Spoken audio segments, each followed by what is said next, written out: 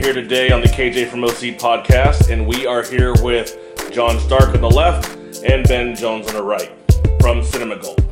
Hey! Thank you. Thank you. How you doing, guys? Amen. All right, first question. People want to know, how did you guys get to know each other? Through a mutual friend when we were young. We've known each other since high school, and we were film lovers our whole life, so that kind of, we had that connection, and we've known each other since high school. The first thing I remember of him was that every time there was a high school party, usually at one of the neighborhoods close by here, we always would start talking about movies. Okay. And that's kind of how it started. That was a long time ago. My earliest memory of him is in a movie theater. It's just, right. For some reason, I remember us at the Saddleback 123, and we were sitting there to see a movie. I can't remember what movie it was, but that's the earliest memory when I try to think about a mid-90s movie. Yeah, exactly. Early 90s movie. Leprechaun, maybe. Seriously, something around that time. Leprechaun in the Hood? Yeah. I think that was straight to video. It should have been. So, how did you guys get started on your show? Because you said, your first memory of him is in a theater where it was freaky. But in terms of actually having a decision to make a show, how did that come about? Well, I know that last December we both attended a Star Wars marathon because the new Star Wars was coming out. So we went to a buddy's house and we watched every single Star Wars, even the Ewok things and all that stuff. And we kind of started talking about it, like, hey, have you been watching some of these new review shows and things like that? Hey, we could do that too. We were so into this kind of stuff, right? I mean, that's kind of how it started. He brought it up first, and then I started noticing how many reviewers there are on YouTube and how they're just people like us doing it in their living room or whatever. It seemed like it was an easy thing to accomplish. We both love movies and love to tell people about movies.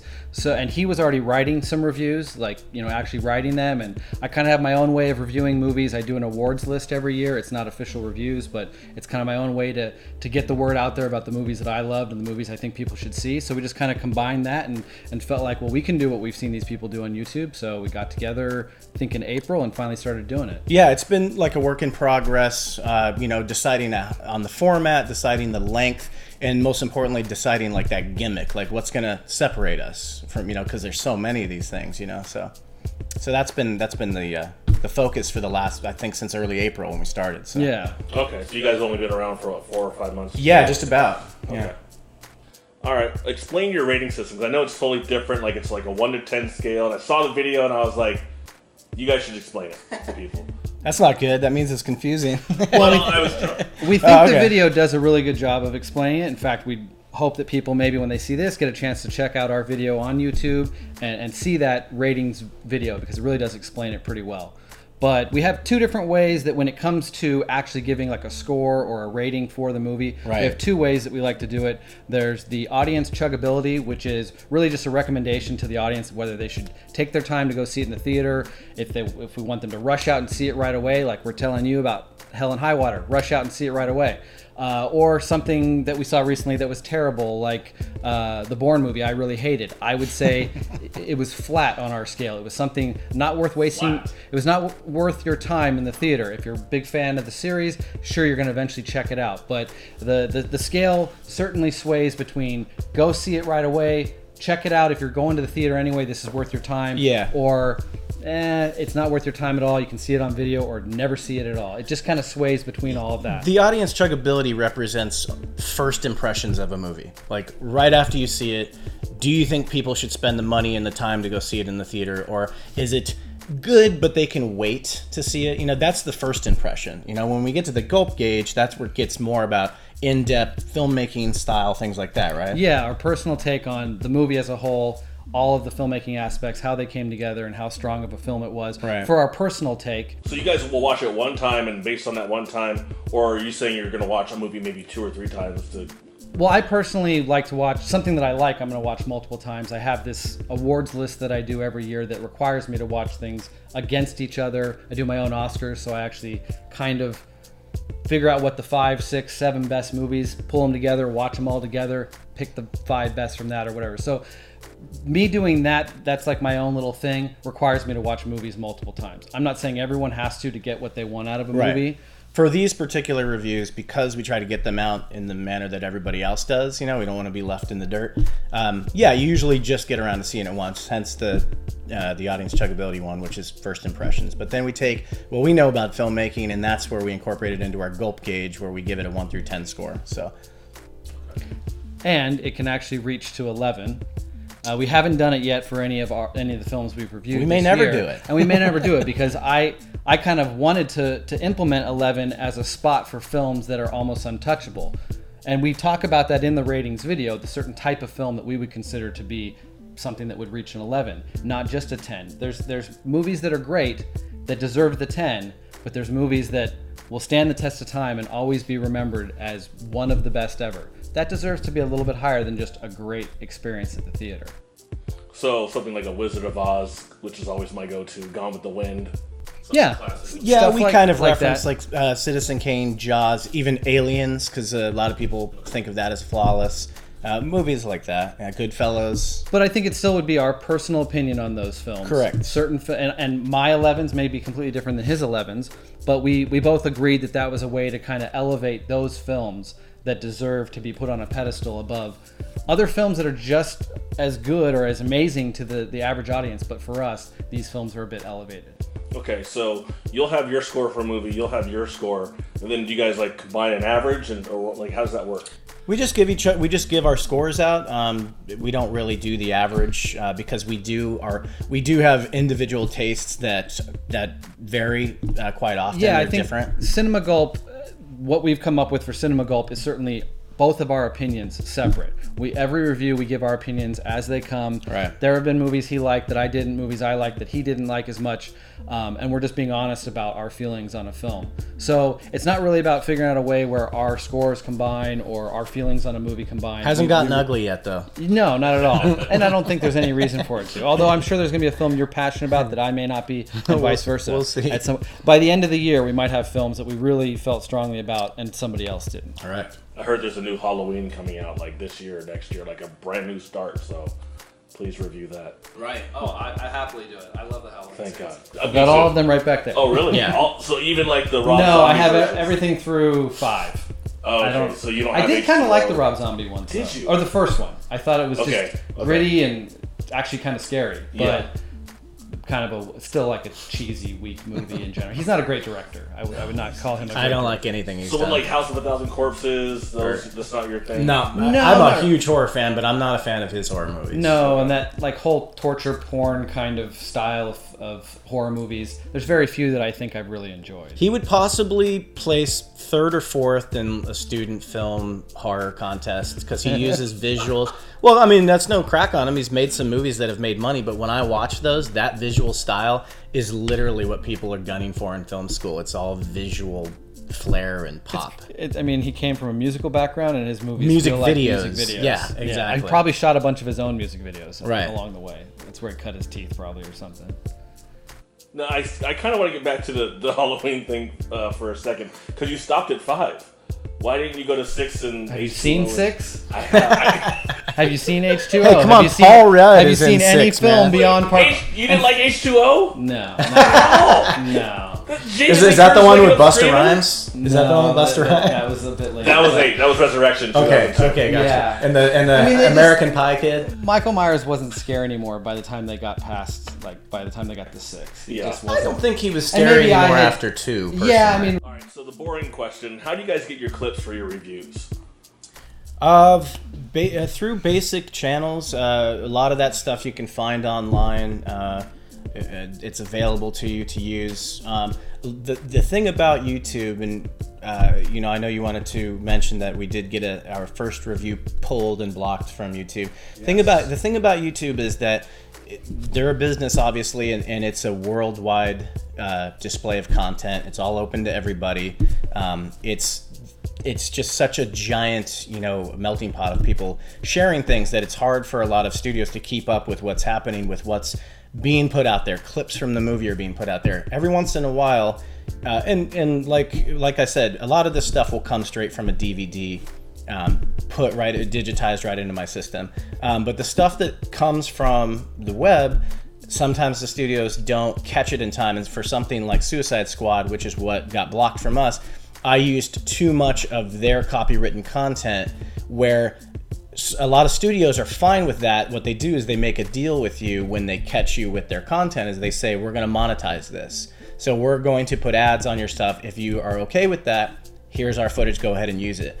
DC Warner Brothers has pulled everything for reasons we don't know. I don't think it has nothing to do with our particular review. I highly doubt it was watched by anyone from DC Warner. It's just one of those things that's put into place where they can just see who's got what, and then they blocked it based on what countries it's available to and things like that. So it's kind of a weird scale, but for the most part, we haven't had any problems with that. But Suicide Squad was one where almost everything I used from it they blocked. So would you repost it again, just like with maybe like your Cinema Gulp logo, so people can still know what you think of that movie?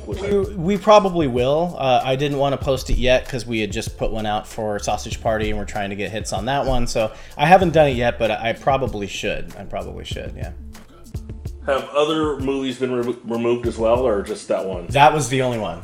Yeah, Okay. That's the only thing that we've ever had removed. And again, every other review we've done, there's been a studio that just said, "Can we monetize?" Yes. So That's kind of cool though, because like at least they're noticing that you guys are out there, and that can help you, I'm sure, somehow. I'm not really sure how that part works. I just know that it's monitored somehow when content is put out, so through some kind of means I'm not sure of. Yeah. So. Is there a movie genre that either one of you guys likes more than another? Like I know you guys, we've talked about horror obviously, but I love horror. I think it's getting stronger and stronger these days. There's been lots of good stuff. Few good ones. Yeah, I'm definitely a big horror fan. Horror died at the end of the 80s. We're talking about these Halloween movies and stuff. At the end of the 80s, there were a few during the 90s that were all right, but really 90s and early 2000s, there's just very few good horror movies, ones that will stand the test of time, that weren't just out to make a quick buck. But stuff like The Conjuring, Part 1 and Part 2, I think are really strong. Really strong. Annabelle, that was a part of that too. I didn't see that one. That felt more like a cash grab. Okay. But I feel like the two Conjuring movies have actual artists working on them, strong cast, strong scripts, which you don't always get with a horror movie. So they're quality films. It's good to see those movies making money too, because some of my favorite horror movies literally have never been seen, and that's not to say because they're some 80s slasher movie that was lost in the mix of the 100 million 80s slasher movies that were. I'm talking a movie something like Session 9 that was made in 2001, that was a small independent film that was really well made and just didn't get seen. So I love the horror genre because people can play with it in all different areas, because it doesn't always get a big release. Something like this past month's Lights Out, which simply played off a gimmick but did it right and made a lot of money and shot it very cheap.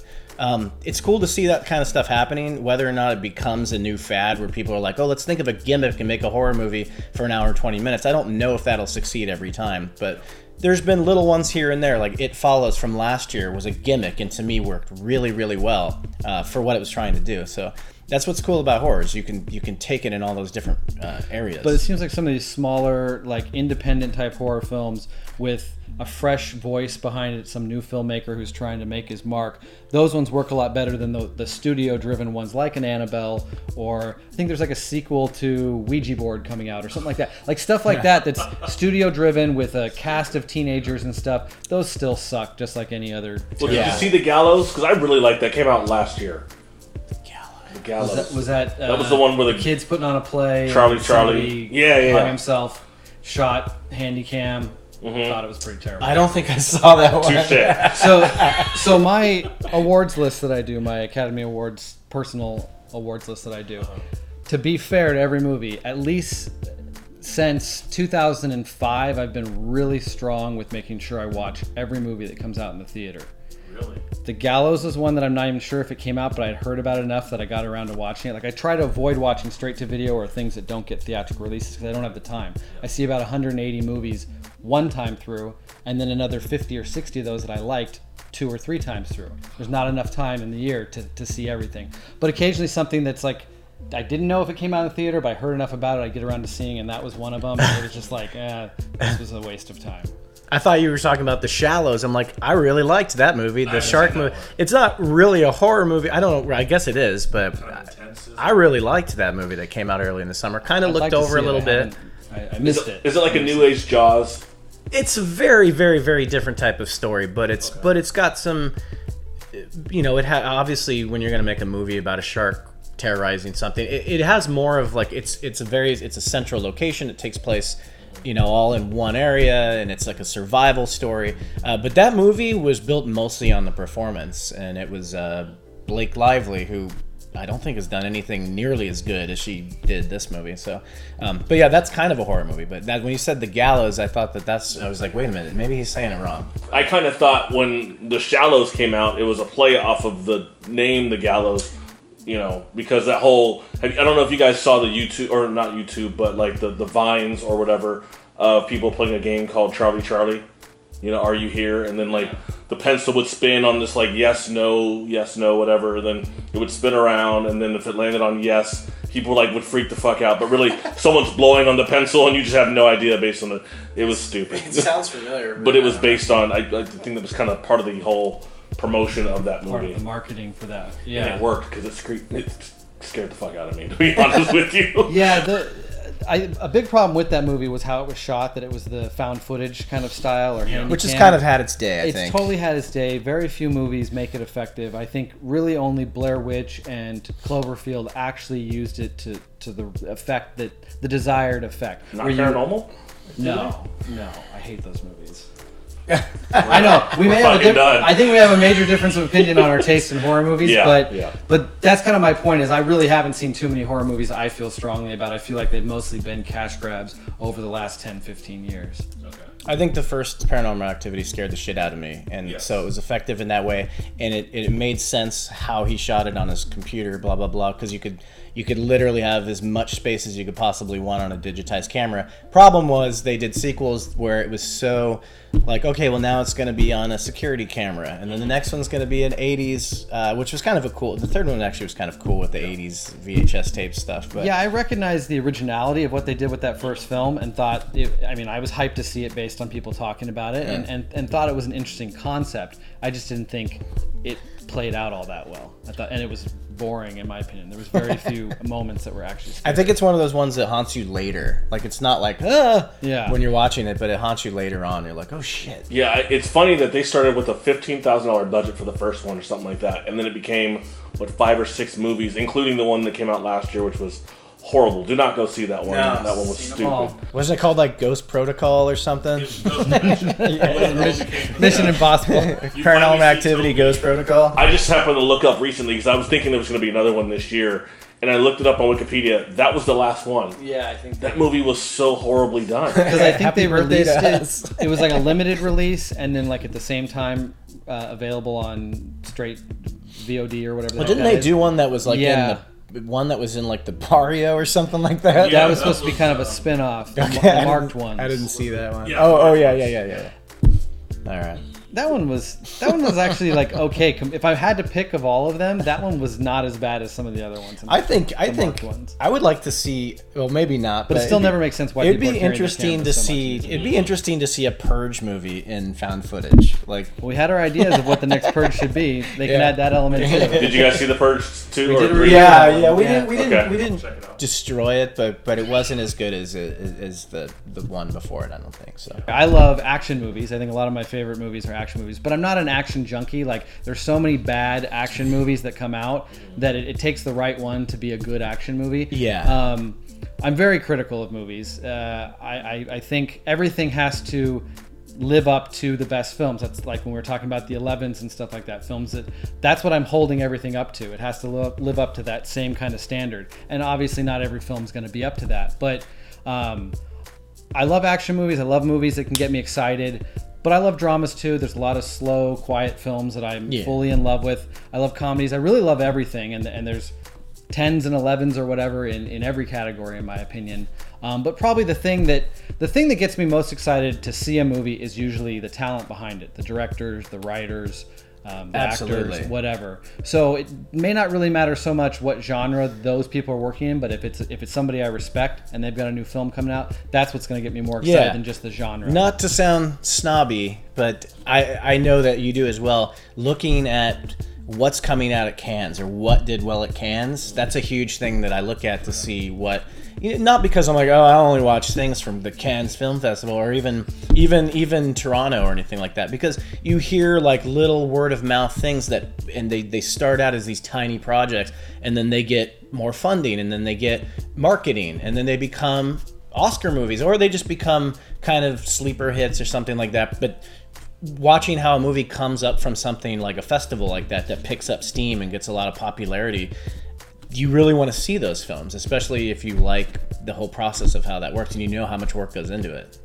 But there can be a backlash to that as well. There's films that can come out of Cannes and go through the whole film festival and have all this talk by the critics saying, oh, I would say half of them aren't as good as I mean, it could be almost half of what they're claiming is going to be excellent. And when we finally get to see it during the award season, November, December, or whatever, and it's a bit of a letdown. I mean, something like The Artist was claimed as, so amazing. It went on to win Best Picture. And the festivals are a starting point. So. No, the silent film that won in 2011.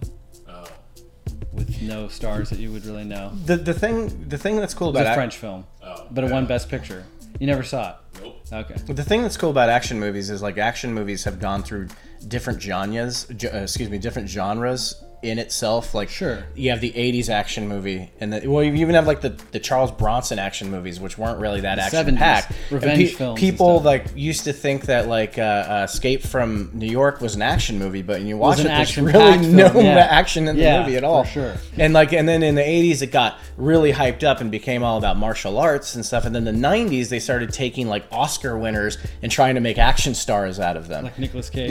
And take your pick, like John Travolta, I mean, even like Tom Cruise, they all became action stars when that's not what they were. So it's kind of interesting how like action movie and then changes. also the 90s is where they started implementing the computer effects, and obviously 2000s and stuff took over. And now it's just the action films are so overblown with action and spectacle that they forget story, character, and all the things that make a good movie. That's what I was actually going to ask you. Like, what is taking away from having those good, solid movies again? And because comic book movies are taking it away. Okay. Because that is what is known as an action movie to this generation. Is a comic book movie.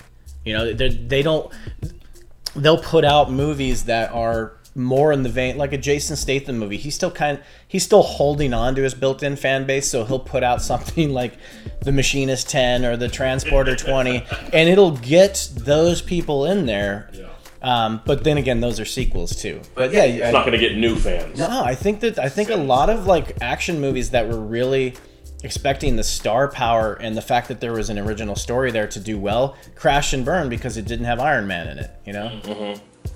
It kind of makes me think of Taken. Like, I saw the first Taken, and I thought when I saw previews for Taken 2 and 3, I thought, they keep taking this guy's family? Like, this is stupid. I'm not going to believe that someone's really going to keep coming after this guy's family because they know he's going to kill them. Well, that's the new thing now, is like now they get these older, approaching 70-year-old guys to be the action stars. Doesn't make a lot of sense. I'm waiting for Morgan Freeman to star in, like, Black Dynamite or something like that. He's in Ben-Hur this weekend. Not that he's the action star, but hey, that's right. He looks like the Predator. I saw a picture of him. I was gonna say he looked like Forrest Whitaker in Battlefield Earth. Does he play a Moore or something like that? Is that why he? I'm not sure. I don't know. I've just seen a picture of him. And it's pretty funny. I do not watch any trailers. I go into every movie completely blind. Really? So just on the title and who's in it and who the director is the most important thing for me. Scorsese. Yeah, he's got a movie coming out later this year. I see The Godfather behind. Is that Scorsese? No, that's Francis Ford Coppola. Scorsese's section is right here. Goodfellas. Okay, yeah, Departed, amazing movie. Oh man, that's an amazing movie. Next question. Will you guys be reviewing classics or cult classics like Sharknado? Well, that's a funny question because we're just about to start. We've just been working on our latest. We're putting out a new series on the same channel, but it's called Chasers, and it's actually reviews of older movies that we love, and now we have a forum to do it because we have people watching them. And that'll be some of our favorites. I think Ben's going to start. We're kicking it off with my all-time favorite movie, which is going to be about 2 weeks from now because I'm going to put it out on my birthday. So we're starting it off with my actual favorite movie of all time. So and that's back 21 years ago. So it's an older movie. But I think within that series, we'll be doing just whether they're cult classics or just films that we think were underappreciated at the time or maybe they're the biggest movies ever. I mean, The Godfather, eventually, maybe we'll do something like that. Who knows? But yeah, and I love old cinema too. I love all the way back to the 30s. Like, I'm happy to watch movies from any era. Yeah. Black and white doesn't bother me. So yeah, there's films all the way back to the 30s that I'd be happy to do reviews on. Me as when well, we yeah. get the time, we're trying to keep up with the weekly schedule of getting the current films out there, because that's what people are really searching on YouTube to watch reviews on. We'll put So these out eventually during we'd like to do We'll those. put these out in the dumping ground of January when there's no good movies coming out.